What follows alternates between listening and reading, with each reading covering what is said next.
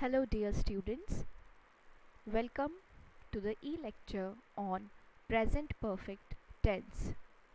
We have already studied simple present or present indefinite tense and present continuous or present progressive tense. So in the series of lectures on tense, today we will study present perfect tense.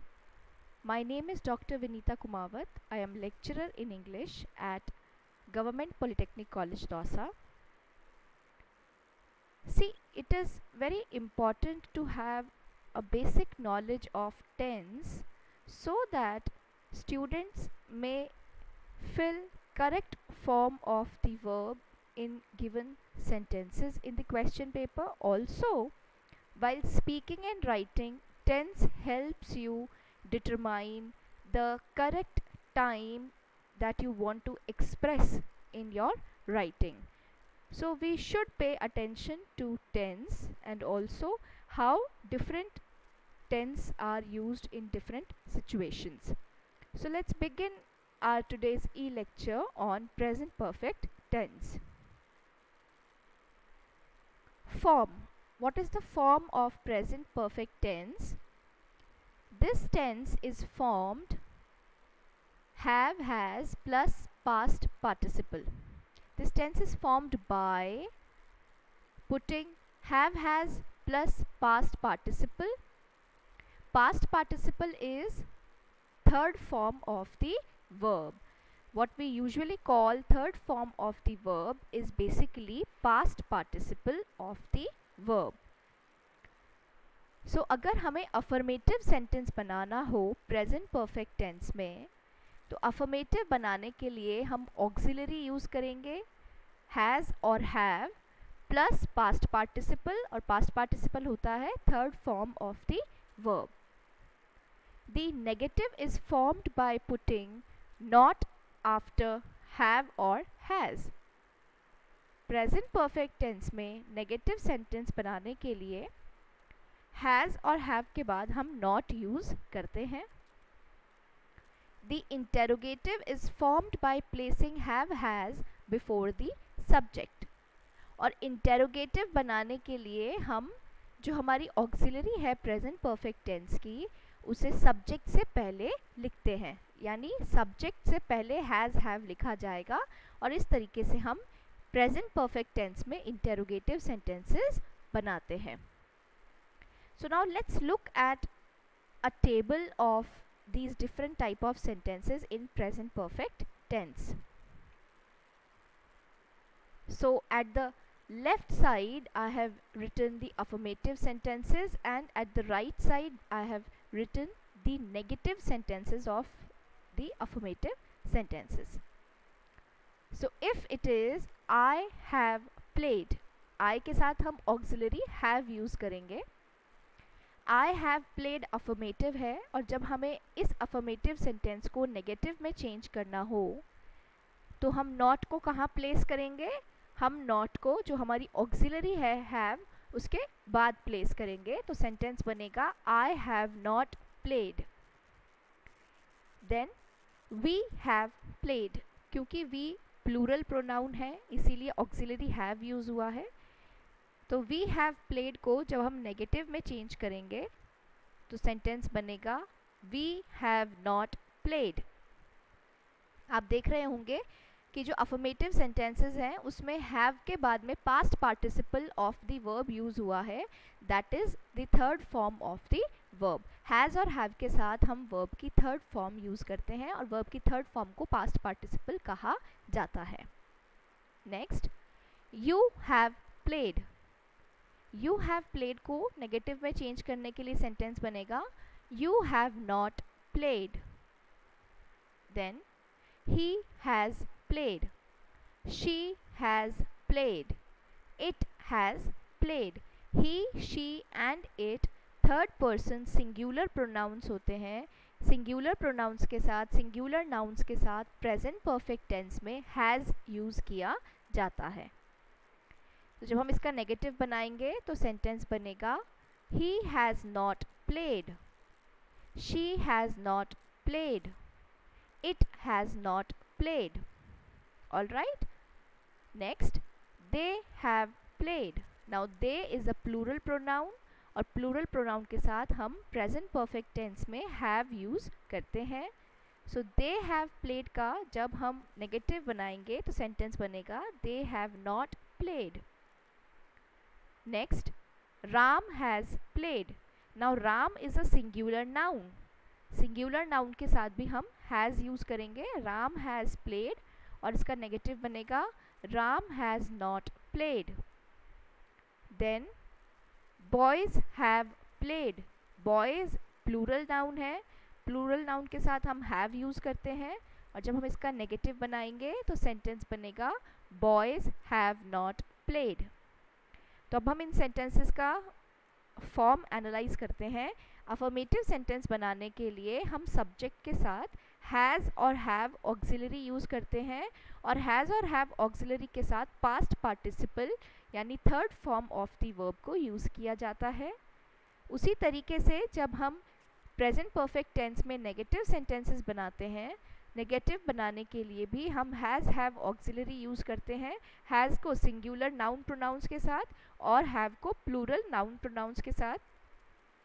Has have के साथ हम फिर not use करते हैं उसे negative sentence बनाने के लिए और नॉट के बाद में हम पास्ट पार्टिसिपल वर्ब यूज़ करते हैं. So this is how we form sentences in affirmative and negative forms. Now next let's look at interrogative sentences and negative interrogative sentences. जैसा मैंने आपको बताया था, इंटेरोगेटिव बनाने के लिए प्रेजेंट परफेक्ट टेंस में हम सब्जेक्ट से पहले ऑक्सिलरी हैज़ और हैव को यूज़ करते हैं. तो इंटेरोगेटिव सेंटेंस में देखिए फर्स्ट सेंटेंस है हैव आई प्लेड. तो पहले हैव लिखा गया है, फिर सब्जेक्ट और सब्जेक्ट के बाद पास्ट पार्टिसिपल वर्ब लिखी गई है and then question mark. Interrogative को जब हम नेगेटिव इंटेरोगेटिव में चेंज करेंगे तो हैव के बाद नॉट यूज़ नहीं करेंगे, हम सब्जेक्ट के बाद नॉट यूज़ करेंगे. तो सेंटेंस बनेगा हैव आई नॉट प्लेड. तो इसका आप देखिए सेंटेंस स्ट्रक्चर क्या है. पहले हम ऑक्सिलरी हैज़ हैव यूज़ कर रहे हैं, फिर सब्जेक्ट, देन नॉट और फिर उसके बाद past participle verb. Next sentence देखिए have we played. Have we played, we के लिए ऑक्सिलरी हैव यूज़ किया गया है और इसका नेगेटिव इंटेरोगेटिव बनाएंगे तो सेंटेंस बनेगा have we not played. Next have you played. Have you not played. Then has it played. Has he played. Has she played. तो हमें ऑक्सिलरी को सब्जेक्ट के अकॉर्डिंग मेंशन करना है. ये आप ध्यान रखें कि इंटेरोगेटिव बनाते समय हम पहले सब्जेक्ट को एनालाइज करेंगे कि सब्जेक्ट सिंगुलर है या प्लूरल है और उसी के अकॉर्डिंग हम हमारी ऑक्सिलरी को चूज़ करेंगे. तो यहाँ हमने हैज़ यूज़ किया है क्योंकि ही, शी और it third person singular pronouns हैं. इसका नेगेटिव इंटेरोगेटिव बनाने के लिए सेंटेंस बनेगा has he not played. Has she not played. Has it not played. Then have they played. Have they not played. Has Ram played. Again Ram यहाँ singular noun है इसीलिए राम के साथ हमने ऑक्सिलरी हैज़ यूज़ किया है और इसी का जब हम नेगेटिव इंटेरोगेटिव बनाएंगे तो सेंटेंस बनेगा has Ram not played. Question mark लगाना ना भूलें. इंटेरोगेटिव और नेगेटिव इंटेरोगेटिव में क्वेश्चन मार्क्स यूज़ किए जाते हैं at the end of the sentence. The next sentence is have boys played. Now boys क्योंकि plural noun है इसीलिए auxiliary have use किया गया है. have boys played तो इसका negative interrogative बनेगा have boys not played. So I hope with this table it is clear to you how interrogative and negative interrogative sentences are formed in present perfect tense. You need to pay attention to the structure of the sentences in order to learn how do we write affirmative sentences, negative sentences, interrogative sentences and negative interrogative sentences. Now let's see where do we use present perfect tense. Present perfect tense is used to express a recently completed action. ऐसा कोई काम जो just अभी recently हाल ही में ख़त्म हुआ है, complete हुआ है, फिनिश हुआ है, ऐसे एक्शन को एक्सप्रेस करने के लिए, ऐसे वर्ब को एक्सप्रेस करने के लिए हम प्रेजेंट परफेक्ट टेंस यूज़ करते हैं. For example, I have just eaten my lunch. तो I have just eaten my lunch का मतलब क्या हुआ? वो काम मैंने जस्ट अभी कंप्लीट किया है. जस्ट मीन्स रिसेंटली, हाल ही में मैंने वो एक्शन, वो वर्ब, वो काम ख़त्म किया है. तो इसीलिए हमने इस सेंटेंस को प्रेजेंट परफेक्ट टेंस में लिखा है. Another example is he has left for office. वो ऑफिस के लिए निकल चुका है. तो निकल चुका है मतलब उसका जो निकलना था ऑफिस के लिए वो एक्शन कंप्लीट हो चुका है. तो इस तरीके से किसी भी कंप्लीटेड एक्शन को, और completed action recently completed action जो हाल ही में ख़त्म हुआ है, पूरा हुआ है, उस एक्शन को एक्सप्रेस करने के लिए प्रेजेंट परफेक्ट टेंस यूज़ करते हैं. Second, to express past actions when the time is not given and not definite. ऐसे पास्ट एक्शंस को एक्सप्रेस करने के लिए भी प्रेजेंट परफेक्ट टेंस यूज़ किया जाता है जब उस काम को ख़त्म होने का टाइम नहीं दिया गया हो और टाइम कोई डेफिनेट, कोई निश्चित टाइम भी ना हो. For example, I have read the poem but I did not understand it. मैं वो पोएम पढ़ चुका हूँ. वी डू नॉट नो उसने वो काम कब ख़त्म किया है, डेफिनेटली उसने वो काम किस समय ख़त्म किया है, बट वी नो वो काम ख़त्म हो चुका है. तो ये पास्ट एक्शन है जो कि पूरा हो चुका है, जिसका टाइम हमें नहीं पता और डेफिनेट टाइम हमें बिल्कुल नहीं पता. ऐसे पास्ट एक्शंस को एक्सप्रेस करने के लिए भी हम प्रेजेंट परफेक्ट टेंस यूज़ करते हैं. Next, have you had taken your lunch. क्या आप अपना लंच ले चुके हैं? मीन्स क्या आप अपना लंच फिनिश कर चुके हैं? No, I haven't had it yet. नहीं, मैंने अभी तक नहीं लिया है. ओके, सो अगेन येट के साथ भी हम प्रेजेंट परफेक्ट टेंस यूज़ कर रहे हैं, जस्ट के साथ भी हम प्रेजेंट परफेक्ट टेंस यूज़ कर रहे हैं. तो ऐसा एक्शन जो कि पास्ट का है लेकिन जिसका टाइम हमें नहीं, एग्जैक्टली टाइम, डेफिनेट टाइम उसका मेंशन नहीं किया होता है, तो हम उस सेंटेंस के लिए प्रेजेंट परफेक्ट टेंस यूज़ करते हैं. Another use of present perfect tense is to express an action that began in the past and continues up to the present moment. ऐसा एक्शन जो कि पास्ट में किसी समय शुरू हुआ था और जो प्रेजेंट मोमेंट तक कंटिन्यू कर रहा है, चल रहा है, कंटिन्यू हो रहा है. For example, I have lived here for 10 years. अब I have lived here for 10 years का मतलब ये नहीं है कि बस मैं 10 साल यहाँ पर रहा और अब नहीं रह रहा हूँ. It means I am still here. मैं अभी भी यहाँ रह रहा हूँ. तो ऐसा एक्शन जो 10 साल पहले शुरू हुआ था लेकिन प्रेजेंट मोमेंट तक कंटिन्यू हो रहा है. ही हैज़ ऑलवेज हेल्प्ड अस.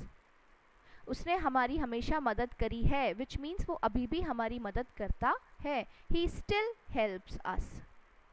सो ऐसा एक्शन जो कि पास्ट में शुरू हुआ हो लेकिन प्रेजेंट मोमेंट तक भी कंटिन्यू कर रहा है, ऐसे एक्शन को एक्सप्रेस करने के लिए भी हम प्रेजेंट परफेक्ट टेंस यूज़ करते हैं. Now notes to remember are: present perfect tense expresses the completion of an action by now and not an action done at a definite time. Present perfect tense में किसी action के बारे में बात करते हैं, इसका मतलब होता है वो एक्शन बाय नाउ अभी तक खत्म हो चुका है लेकिन उसके ख़त्म होने का कोई डेफिनेट टाइम हम नहीं देते हैं. This tense expresses the present state of a completed action. जो काम हम खत्म कर चुके हैं, कंप्लीट कर चुके हैं, उसकी प्रेजेंट में क्या स्टेट है, उसका वर्तमान में क्या हाल है, कंडीशन, स्टेट बताने के लिए भी प्रेजेंट परफेक्ट यूज़ करते हैं. फॉर एग्जाम्पल, हमने कहा था he has left for office. यानी वो काम खत्म हो चुका है उसके निकलने का, और प्रेजेंट स्टेट क्या है कि वो निकल चुका है ऑफिस के लिए. This tense must never be used with a definite time in the past, as इस टेंस के साथ हम ऐसी एडवर्ब्स यूज़ नहीं करते हैं जो कि पास्ट का डेफिनेट टाइम एक्सप्रेस करती हो. For example yesterday, last month, last week, ago, etcetera. The following adverbials are generally used in this tense. जो नीचे adverbials हैं वो भी हम इस tense में generally use करते हैं. For example, just, never, ever, so far, till now, lately, recently, already, yet, before, today, this week, this month, this year, etc. तो ये एडवर्बियल्स हैं जिनको हम प्रेजेंट परफेक्ट टेंस में जनरली यूज़ करते हैं. Thank you very much.